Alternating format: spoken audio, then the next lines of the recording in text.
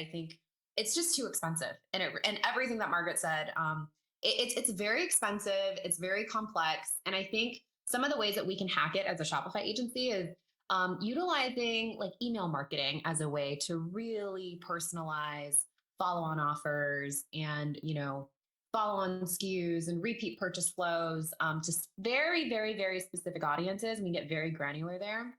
Utilizing SMS as a tool set for personalization, even using like retargeting ads as a way for personalization, like basically leveraging marketing as a way to personalize to your existing clientele. It's also really, really difficult to personalize well from a prospecting funnel to begin with, unless you're enterprise or have a ton of SKUs. It doesn't make a lot of sense.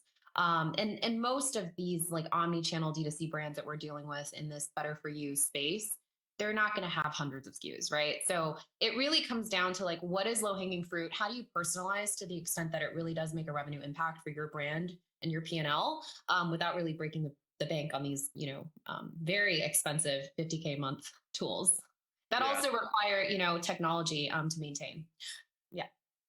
Yeah, I think there's so much that you can do from a personalization, but you have to just really look at it and say, is the juice ultimately worth the squeeze? And I think unless you're at that mid-market to enterprise, it becomes increasingly cost prohibitive, resource intensive for them to be able to roll that out, especially on site, at least from what we found, because you're trying to turn this anonymous traffic and be able to gain the data to then build a better, more seamless experience.